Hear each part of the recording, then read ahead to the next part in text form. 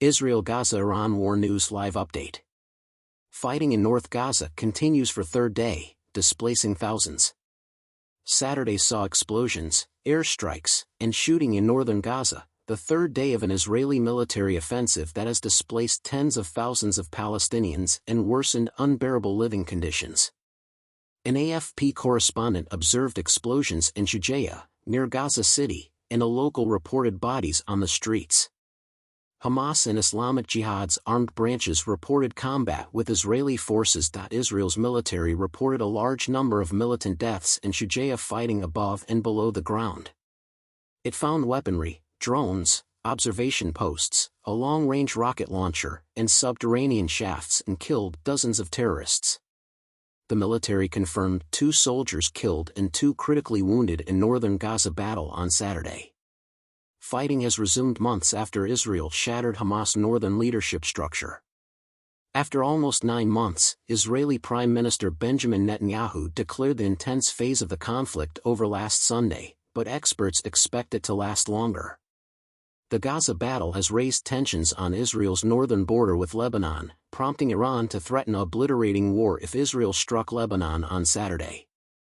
Hamas's October 7 onslaught on southern Israel killed 1,195 people, largely civilians, according to an AFP assessment based on Israeli numbers. The extremists still hold 116 hostages in Gaza, while the army claims 42 are dead. Israeli retaliation has killed 37,834 individuals, largely civilians, according to Hamas-run Gaza's health ministry. Leaving empty-handed, 30-year-old Mohammed Harira and his family fear becoming victims. He said they fled Shujaiya with nothing due to the bombing by Israeli planes, tanks and drones. Israel's military said Friday it was conducting targeted raids against Hamas and Shujaiya with airstrikes. This week, OCHA estimated about 60,000 to 80,000 people were displaced from the area. Men on donkeys, wheelchair-bound persons, and backpackers passed debris on Saturday, according to AFP TV. "I witnessed a tank in front of the Shuhada Mosque firing at targets," said Abdulkarim al-Mamluk. There were street martyrs. Gaza's Civil Defense Department reported 4 bodies taken from an apartment after an Israeli bombardment in the central sector on Saturday.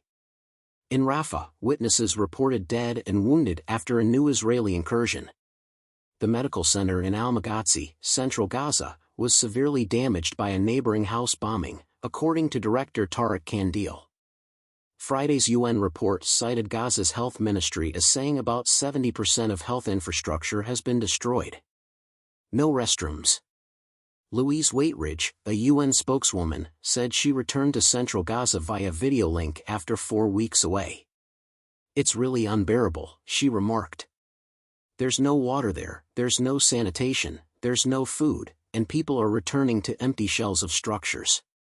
The battle has displaced majority of Gaza's population, as well as residents on both sides of the Israel-Lebanon border, where Hezbollah and Israeli forces have fought nearly daily. Bellicose rhetoric and such exchanges have increased this month. According to Hezbollah, Israel's military authorized and validated a Lebanon offensive, which would involve all of Israel. Psychological warfare. Iran's UN mission in New York branded Israeli threats to attack Lebanon psychological warfare on social media Saturday. It warned that such a move would start obliterating conflict involving all opposition fronts, Iran-backed organizations. Yemen's Houthi rebels have targeted Red Sea commerce for months, claiming solidarity with Palestinians.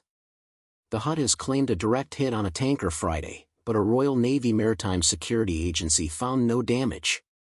After Houthi attacks, the U.S. Navy destroyed 7 drones and a control station truck in Houthi-controlled Yemen on Friday. At a Tel Aviv mass march against Netanyahu's administration on Saturday, former captive Noah Argamani declared we must do everything to bring them back home, alluding to the Gaza hostages. In a raid on Nuseirat in central Gaza on June 8, Israeli forces freed her and 3 others.